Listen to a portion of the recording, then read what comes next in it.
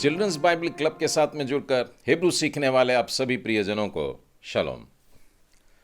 पिछली क्लास में हम लोगों ने मात्राओं के नाम सीखे थे और उस पर एक छोटा सा होमवर्क भी था, तो आज की क्लास में वो भी ज़रूर चेक करेंगे। आज की क्लास में हम लोग श्वा के बारे में सीखने जा रहे हैं। पिछली क्लास में जब आपने देखा कि हमने किसी मात्रा में श्वा लगाया तो उससे उसकी कीमत थोड़ी सी कम हो गई, यानी कि खताफ पताक, खताफ कमाज या खताफ सेगोल। और जब जब श्वा लगाया तब तब हमने खताफ शब्द कहा। खताफ शब्द खता से आता है। खता मतलब गलती, और गलती मतलब यूं समझिए कि तीर आपने छोड़ा है और वो निशाने से थोड़ा पहले गिर गया। अंग्रेजी में इसे कहते हैं फॉलिंग शॉर्ट, और यही सिन की परिभाषा में भी आता है, फॉलिंग शॉर्ट। तो श्वा जो होता है ये वास्तव में उस अक्षर की कीमत को कम करने जा रहा है। तो जब जब आप इस मात्रा को देखो तो अपने आप को भी हम लोग आत्मिकता में चेक कर लें कि कहीं हम कम तो नहीं हो रहे हैं। तो चलिए शुरू करते हैं आज की क्लास। आओ हम सीखें इब्रानी भाषा। पिछली क्लास में जबकि हमने मात्राओं को देखा था उसका कुछ होमवर्क दिया गया था। चलिए आप लोग अपनी अपनी डायरी निकाल सकते हैं और हम लोग उसको चेक कर लेंगे। मैंने आपके सामने श्वा से संबंधित जितने भी मात्राएं थे इन 5 शब्दों में, उनका आंसर तो मैंने लिख दिया था। किसी ने हमें बताया कि चौथे शब्द में 2 बार श्वा आया है तो 2 टिक लगाने थे, तो मैंने उससे 2 टिक भी लगा दिया।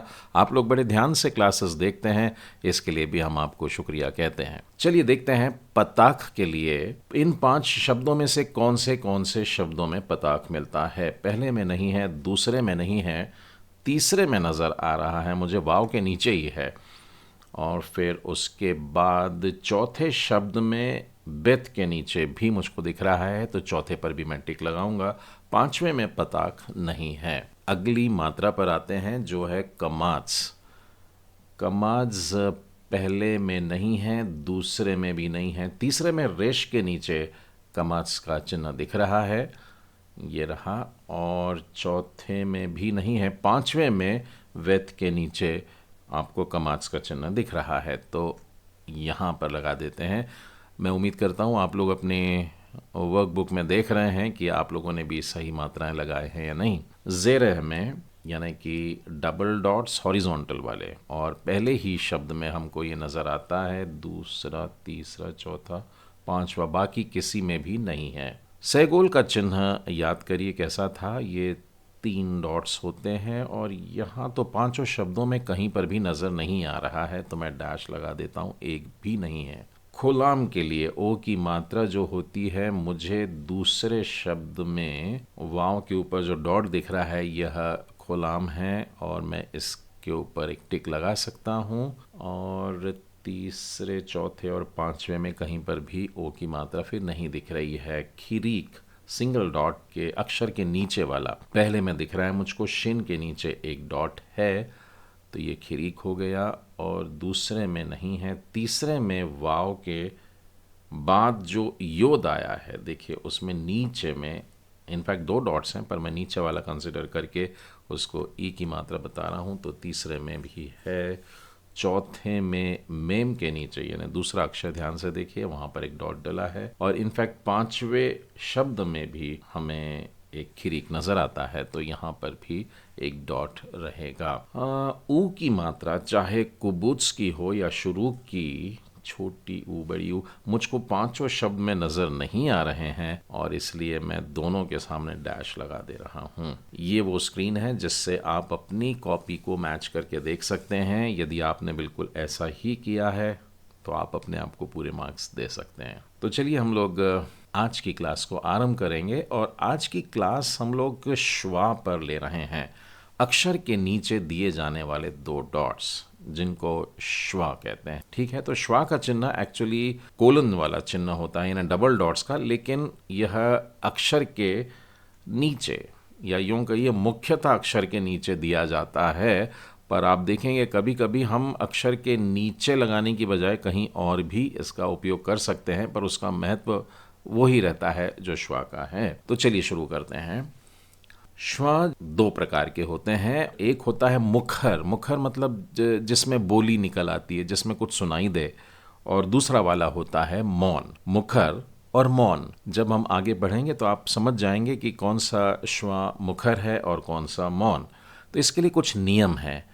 तो हम ऐसे ही नियमों में से पहला नियम अभी देख रहे हैं कि श्वा चिन्ह वाला अक्षर यदि शब्द का प्रथम अक्षर है तो मुखर होगा।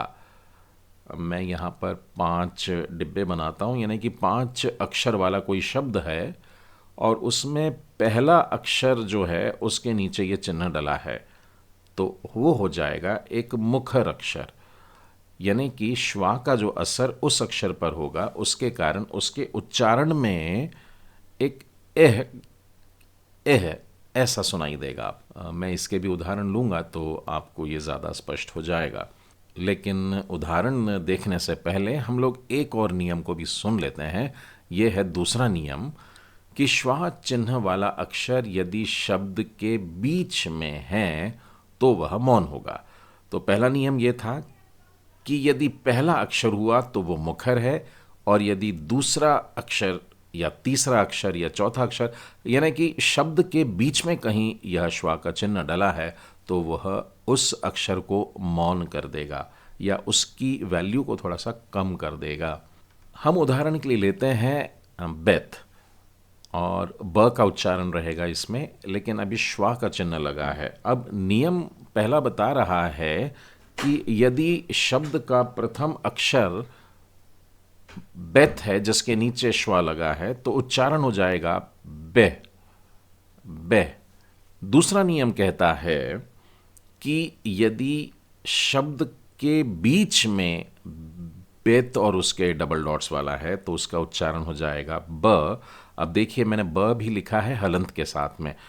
चलिए इसके भी हम लोग उदाहरण देखेंगे। मैं आपको याद दिलाना चाहता हूँ, हमने जो 41वीं क्लास की थी उसमें हम लोगों ने बाइबल पढ़ना शुरू किया था, और ये उसके आरंभ के शब्द हैं बेरेशीत बारा एलोहीम। और इसमें से मैं बारा और एलोहीम को थोड़ा सा फीका कर देता हूँ क्योंकि हमारा ध्यान अभी पहले शब्द पर और उसके भी पहले अक्षर पर, क्योंकि उसके नीचे श्वा डला है। उस समय हमने इसे पढ़ा था बरेशीत, क्योंकि मैं एक कॉमन नियम आप लोगों को बताना चाह रहा था। हालांकि उस क्लास को अगर आपने ध्यान से देखा होगा तो मैंने आप लोगों से कहा था कि इसी शब्द को बेरेशीत कहा जाता है। लेकिन आज जब नियम आपको पता लग गए हैं तो अब इसको बरेशीत नहीं बोलेंगे आप, नहीं तो ये गलत हो जाएगा। इसका सही उच्चारण आएगा बे रे शी त, बेरेशीत। एक और शब्द देखते हैं हम लोग। यहाँ पर भी मैंने बेथ ही लिया है और उसके बाद है मेम सिंगल डॉट मी और फिर दलित है, वहाँ पर भी फिर से एक बार श्वा डला है, उसके बाद में मेम आ की मात्रा के साथ और रेश। इस शब्द को पढ़ने का प्रयत्न करिए और आपने शायद इसे पढ़ दिया होगा ब मिद बार, और आप जानते हैं कि ये गलत हो गया। क्यों? क्योंकि नियम बताता है कि अगर पहला अक्षर श्वा का हो तो उसे एह इस प्रकार से कहना, और यहाँ ब है तो वो हो जाएगा बह। तो ब मी द। अब श्वा बीच में डला है तो आप द को छोटा करके बोलेंगे और उसके बाद में बेथ है आ की मात्रा के साथ और फिर रेश, तो इसको उच्चारण हो जाएगा बेमिदबार बेमिदबार। ये शब्द आप लोगों के पहचाने से शब्द हैं और मैं उम्मीद करता हूं कि आपको इनके अर्थ भी मालूम हैं। चलिए एक और शब्द मैं यहाँ पर लिखता हूँ, आप पढ़िए इसे। ये भी बेथ है, लेकिन अब पहले अक्षर के नीचे श्वा नहीं डला है, दूसरे अक्षर के नीचे जो कि रेश है, रेश के नीचे श्वा डला है, फिर कूफ है, ई की मात्रा है, बड़ी ई की मात्रा, और फिर आइन है और उसके नीचे पताक है। इसे आपने अगर पढ़ा है बिर्रे किया तो ये गलत है। यदि आपने पढ़ा है बी र की आ तो भी गलत हो गया, क्योंकि र का भी उच्चारण वो आधा करना है और इसलिए आपको कहना होगा बिर किया बिर किया। एक और शब्द पढ़ते हैं। मेम है आ की मात्रा के साथ में और अभी वेत है और उसमें श्वा डला हुआ है। उसके बाद दलित है, उसमें बड़ी ई की मात्रा, और फिर लमेद है। इसे आप अगर पढ़ रहे हैं मावदील, गलत हो गया। आपको पढ़ना होगा मा व दील। अच्छा, मैं अगली क्लास में जब हम लोग दगेश सीखेंगे, आप दलित को देखिए, वहाँ पर दो डॉट्स हैं। एक तो नीचे वाला डॉट है जिसके कारण उसकी ई की मात्रा है, और बड़ी ई की मात्रा है क्योंकि बाद में योद डला हुआ है। लेकिन दगेश के साथ में वहाँ पर एक और डॉट डला है जिससे उसका उच्चारण दो बार हो जाता है। हम ये आने वाली क्लास में सीखेंगे, लेकिन अभी हम लोग श्वा पर मनन कर रहे हैं। इसलिए देखिए, बीच में अगर वो आता है तो वह अक्षर का उच्चारण भी मैं आधा ही कह रहा हूं, और यह है मावदील। नियम तीसरे को देखेंगे अभी हम लोग। तीसरा नियम कहता है कि श्वा चिन्ह वाला अक्षर यदि शब्द का अंतिम अक्षर है तब भी मौन ही रहेगा, यानी आप इसमें अह का उच्चारण नहीं करेंगे। कुछ लोग समझ रहे थे कि श्वा स्टार्टिंग में और लास्ट में हो तो शायद मुखर रहता है, इसलिए इस नियम को अलग से लिखने का ज़रूरी समझा कि पहले अक्षर में ही मुखर रहेगा, और उसके बाद के अगर किसी जगह पर हो तो वो मौन रहेगा, चाहे वो बीच में हो चाहे अंतिम अक्षर हो। मैं एक 5 अक्षरों वाला शब्द ये लिखा और ये लास्ट में एक शिवा का चिन्ह डाला है। चलिए इसके लिए भी कुछ उदाहरण देखते हैं। मैं जगह बना लूं। मैंने एक छोटा सा शब्द लिया है, 5 अक्षरों वाला नहीं है, मात्र 3 अक्षरों वाला है। यह है मेम है, और लमेद है, और काफ है। मेम के नीचे ए की मात्रा है, लमेद के नीचे भी सेगोल है, और फिर हम देखते हैं कि खाफ है। और यहाँ पर जो श्वा का चिन्ह डला है वो नीचे नहीं डला है। एक तो फाइनल खाफ होने के कारण डंडी वैसे ही स्क्वायर के नीचे आ चुकी है, और नीचे जाने से वो नीचे वाली लाइन को डिस्टर्ब करेगा या उनके उच्चारणों को बदल देगा। तो श्वा का चिन्ह ऐसे समय में उसी ही के साथ में लगाया जाता है। तो इसे यदि आपने पढ़ा है मैं लेख, यदि ऐसा पढ़ा है तो ये गलत हो गया है, और आपको इसे पढ़ना चाहिए था मैं लेख।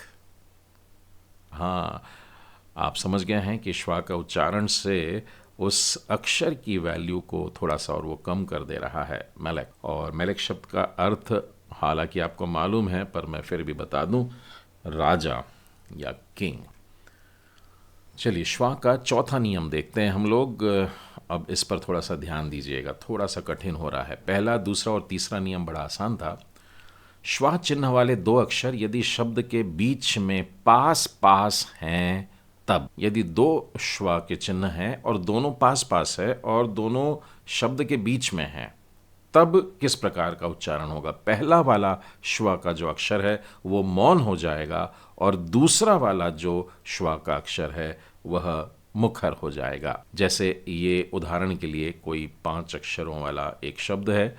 आप इसमें देखिए, मैंने 2 जगह श्वा लगाया है, दूसरे और तीसरे अक्षर पर। आप इस शब्द में देख रहे हैं कि मैंने दूसरे अक्षर पर श्वा लगाया है जो पहला है, और उसके तुरंत बाद यानी तीसरे अक्षर पे भी एक श्वा लगा है, और ये दोनों पास पास है।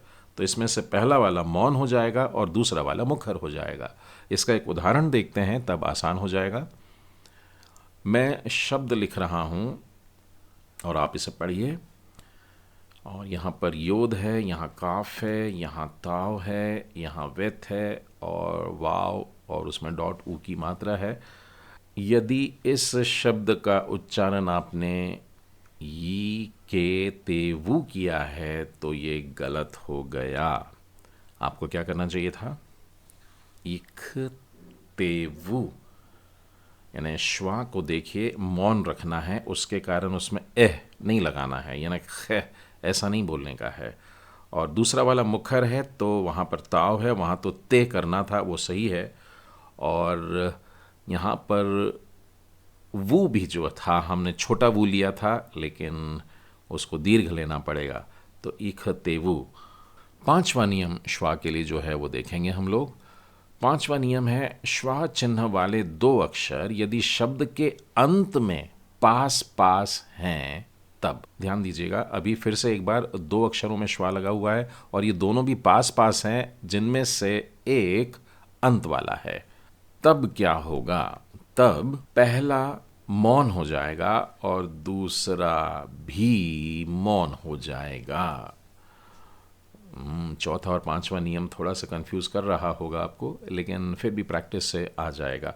मैंने फिर एक बार 5 अक्षरों का एक डेमो स्क्रीन रखा है जिसमें से चौथा और पांचवा अक्षर अपने में श्वा पाता है, तो यहाँ पर दोनों भी श्वा मौन हो जाएंगे। हम इसके लिए एक शब्द लिखते हैं और वो शब्द है शिन, मेम, रिश और ताव। चलिए इसे पढ़ते हैं। शिन है कमाच के साथ में और मेम है पताक के साथ में और बाद में रेश और ताव में दोनों में श्वा डला है। चलिए बड़ा आसान लग रहा है, हम इसको पढ़ते हैं शा मा रेते। मैंने उसे लाल रंग में लिखा है और आप समझ गए हैं कि ये गलत है, इसे शा मा रेते नहीं बोलेंगे। और हाँ, शाह का जो आ की मात्रा है उस पर दबाव देना है, जबकि मेम के ऊपर आपको आ की मात्रा के समय उतना दबाव नहीं देना है, क्योंकि देखिए एक में आ की मात्रा कमाज है और दूसरे में पताक है। तो ठीक है, कैसे पढ़ेंगे इसे? शा मा रेत, ये भी गलत हुआ। शा मा रते, ये भी गलत हुआ, क्योंकि दूसरे और पहला श्वा दोनों भी मौन ही है। आप इसे पढ़ते हैं शा मार्त, शा मार्त। इसमें आपने र को भी आधा किया है, त को भी आधा किया हुआ है, शामार्थ। ये आपके लिए एक नया शब्द है और इस शब्द का अर्थ होता है कि संभाल करके रखना। यदि आप कहना चाहते हैं कि परमेश्वर ने हमें संभाल के रखा है तो आप कहेंगे एलोहीम श्मार्त अलीनो।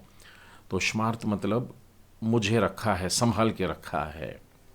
चलिए, मैंने आप लोगों के सामने इस समय 9 शब्द लिखे हैं और होमवर्क देने का टाइम आ गया है, तो ये 9 शब्दों का स्क्रीनशॉट आप लेकर के रख लीजिएगा। मैं इसमें से एक का आपको होमवर्क करके बता रहा हूँ, बाकी के 8 आप लोगों को करना है।